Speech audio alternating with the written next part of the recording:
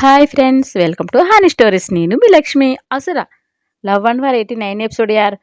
నవ్వుకుంటూ వచ్చి door lock చేస్తున్న చైత్రని చూసి, ఏంటే అంతకులుకులు పోతున్నావు అంటూ చేయి పుచ్చుకుని మీదకు లాక్కొని అంటూ దేవ్.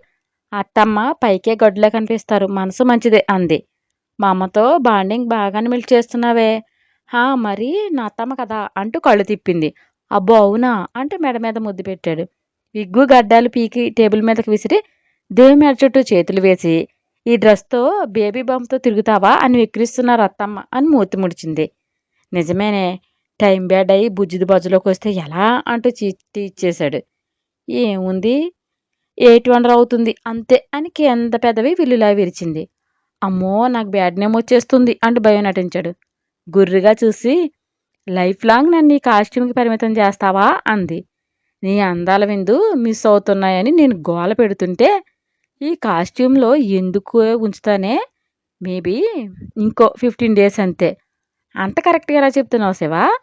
నీ అన్నలో 15 రోజుల్లో మార్పు వస్తుందని ఏ చిలక జోస్యం వాడు చెప్పాడు అని వంకరగా అంది చైత్ర. చెప్పాడే నీ తాత, పైనుండి దిగొచ్చాడు అని కరిచాడు. నా తాత జ్యోతిషం చెప్పేవాడు కాదే, నీకెలా చెప్పాడబ్బా అంటూ బొగ్గన వేలు పెట్టింది చైతు. ఒసేయ్, నన్ను ఇరిటేట్ చేస్తే నీకే లాసు చూసుకో అంటూ కోపం నటించాడు.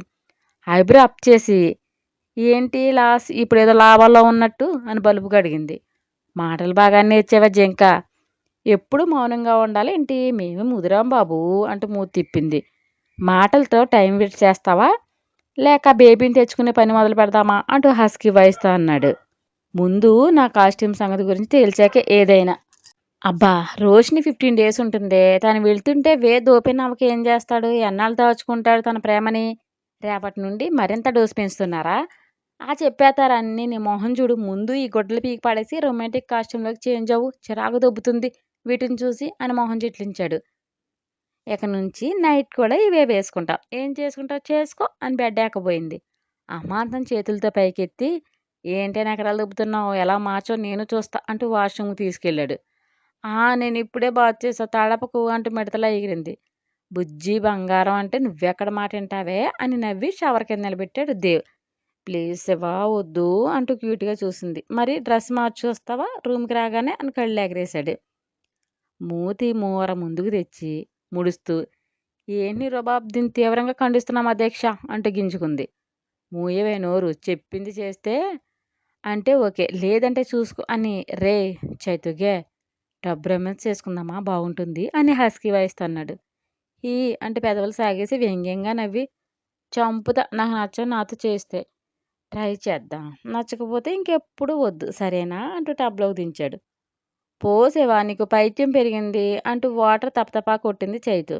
మెల్లగా తమ్ము దిగి చైత్రని పెనవేసి, దీనికి పైత్యం అంటారు తెంగరి, ప్రేమ అంటారు, అన్నిటిని చూడాలి. ఏజ్ అయ్యాక ఎప్పుడైనా ఇలాంటి రొమాన్స్ సీన్ చూస్తే అయ్యో మేము మిస్ అయ్యామే అని ఫీల్ రాకూడదు. సో వాత్సాయన భంగములన్నీ ట్రై చేసేయడమే అని టీజింగ్గా అన్నాడు దేవ్. నీకు అసలు సిగ్గే లేదు అంటూ చిరు దెబ్బలు వేసింది. నా పెళ్ళం దగ్గర సిగ్గింటే రాక్షసి అంటూ ముద్దులు పెడుతూ మెల్ట్ చేస్తూ ఆమెను తనలా ఎక్కిన చేసుకున్నాడు దేవ్. 2 డేస్ ఎలాంటి సంత లేకుండా సాగిపోయాయి.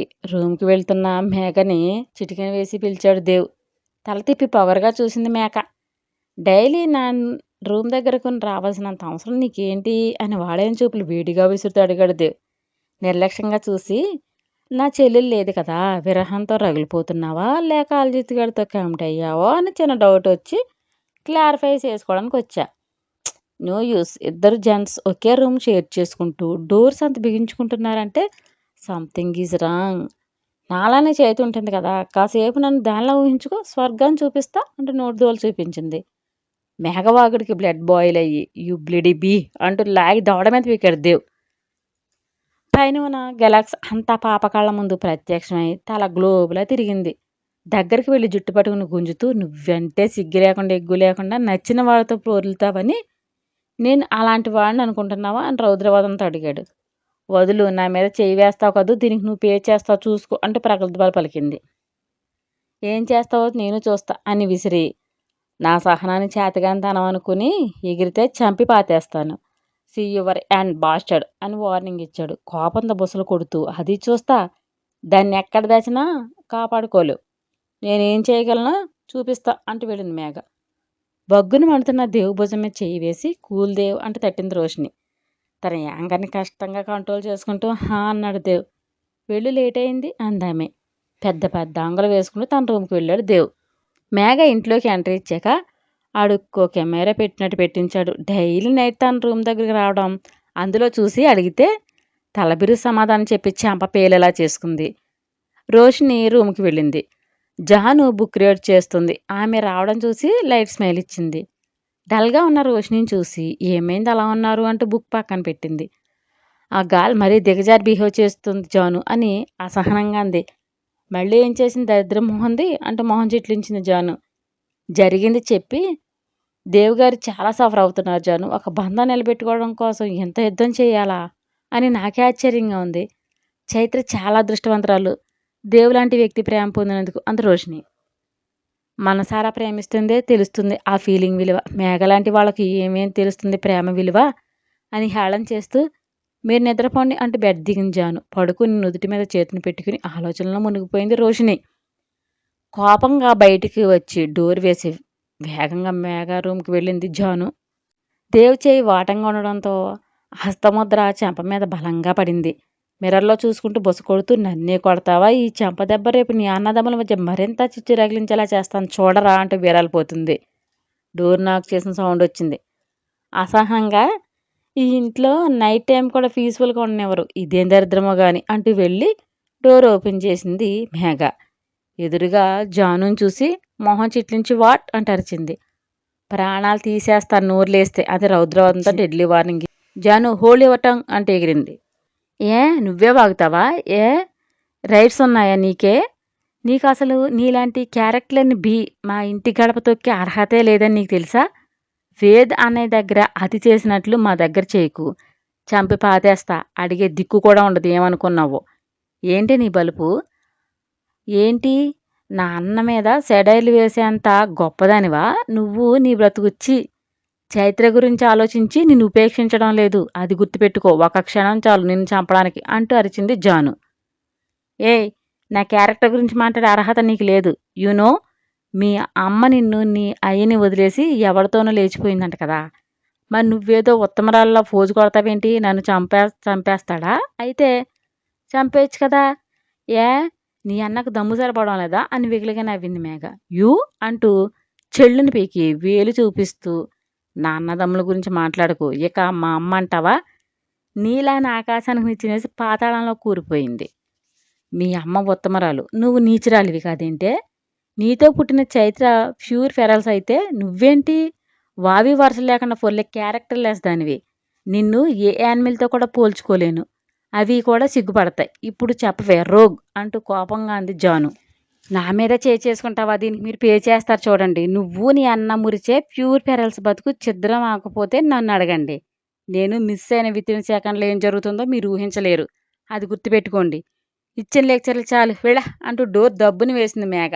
నీకు చావు దగ్గర పడిందే, అందుకే లెగురుతున్నావు అనుకుంటూ వెళ్ళింది.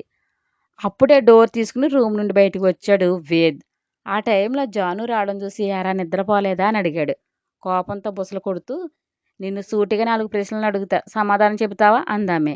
నొసలు చుట్లించి ఏమైందిరా ఏంటా కోపం అన్నాడు. కోపం కాదు బాధ.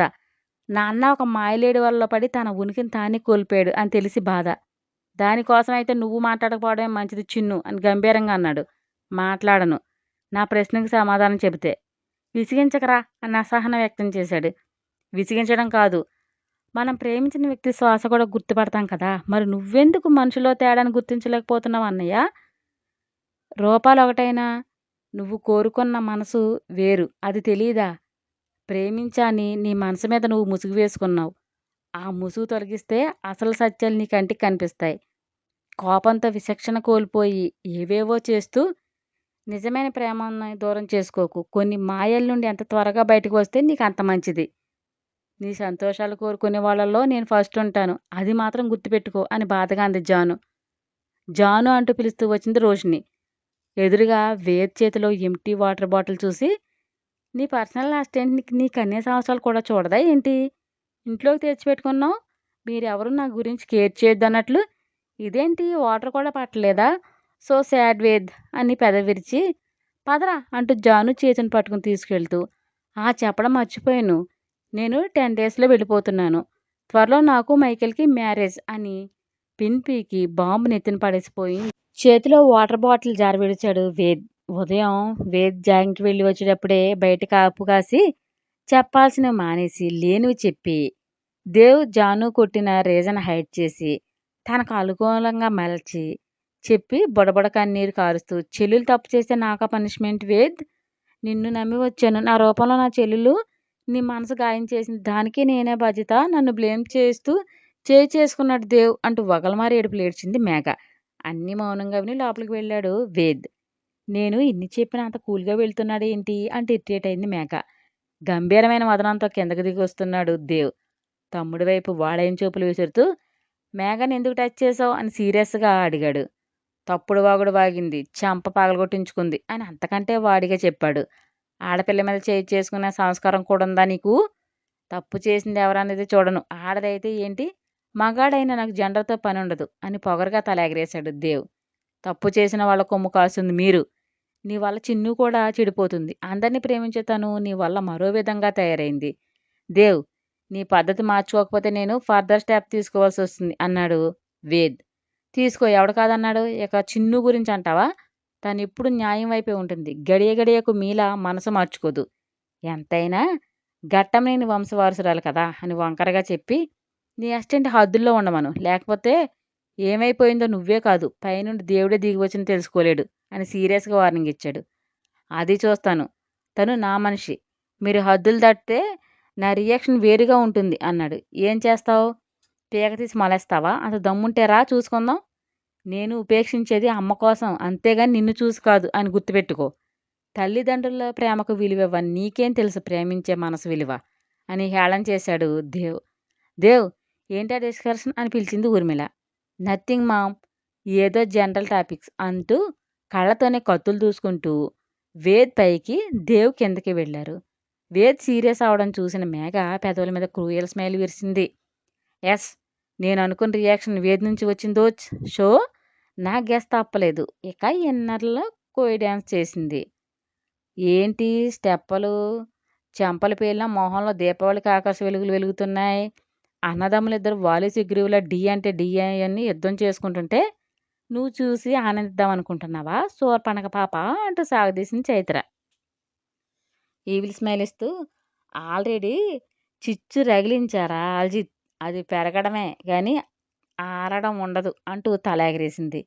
ఎంతవరకు రగులుతుంది చిచ్చు? నీ వేషం వెలిసేంతవరకు అంతే. ఇదంతా టీ కప్లో తుఫాన్ లాంటిది మిస్ మేక. ఎక్కువ ఊహించుకోకు. అవును, నీకు కొంచెం కూడా సిగ్గు లేదా అనేదే పెట్టలేదా? మరీ ఎంత బరి తెగించో అని నిసడించింది. చెప్పడం మర్చిపోయా. మీ పేరెంట్స్ని తీసుకొస్తున్నాడు బావ్.